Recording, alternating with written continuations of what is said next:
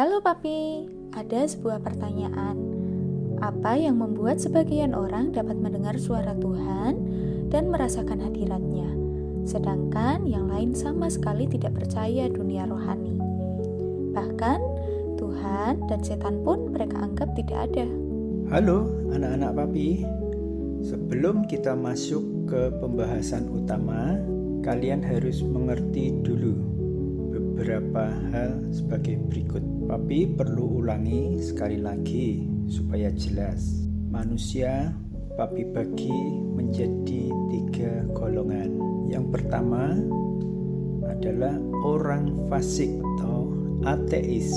Papi sebut sebagai orang golongan C. Ini adalah orang-orang yang menjadi penentang Tuhan. Batasannya jelas. Mereka tidak berada di pihaknya Tuhan. Mereka tidak percaya kepada Tuhan maupun kepada setan. Mereka menggunakan kehendak bebas yang Tuhan beri untuk mempercayai dirinya sendiri saja.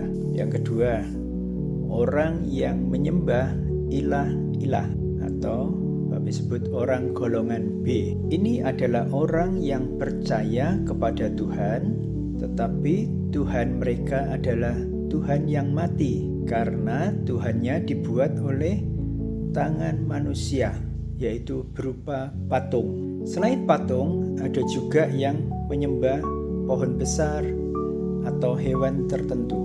Mereka menggunakan kehendak bebasnya untuk mempercayai ilah-ilah. Setan akan merasuki apapun yang sering disembah oleh manusia.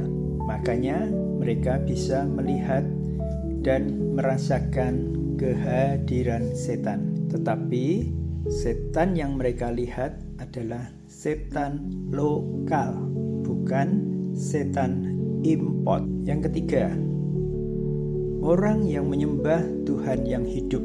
Ini adalah orang golongan A. Ini adalah orang-orang yang menyerahkan kehendak bebasnya untuk percaya kepada Tuhan yang hidup. Karena itu, jangan heran jika orang-orang A bisa mendengar suara Tuhan dan merasakan hadiratnya. Setelah 3 fakta di atas sudah jelas, mari kita bahas bagian berikutnya. Sekarang masalahnya, orang golongan A dan B akan merasa bahwa Tuhan merekalah Tuhan yang hidup. Menurut Papi, boleh dan sah-sah saja setiap orang mengeklaim begitu. Titik. Kenapa Papi bilang titik? Karena jangan menghakimi Tuhan yang orang lain sembah. Cukup amati dan lihat saja hidup orang tersebut. Menurut Papi, ada barometer. Apakah seseorang menyembah Tuhan yang hidup atau tidak? Yaitu apakah hidupnya menghasilkan buah roh? Karena Tuhan adalah roh, maka sudah selayaknya roh kita terhubung dengan roh Allah. Tanda-tanda orang yang menyembah Tuhan yang hidup, dari dalam hidupnya pasti akan mengeluarkan atau mempunyai yang pertama kasih, kedua sukacita, ketiga damai sejahtera, keempat kesabaran, kelima kemurahan, keenam kebaikan, ketujuh kesetiaan, kedelapan kelemah lembutan, kesembilan penguasaan diri. Jika yang keluar adalah sebaliknya, maka sudah pasti itu adalah golongan orang B. Tetapi kalian harus tahu satu hal, baik orang A maupun orang B, keduanya bisa masuk surga. Jangan menghakimi Papi dulu ya sayang. Ini butuh satu sesi khusus untuk menjelaskannya.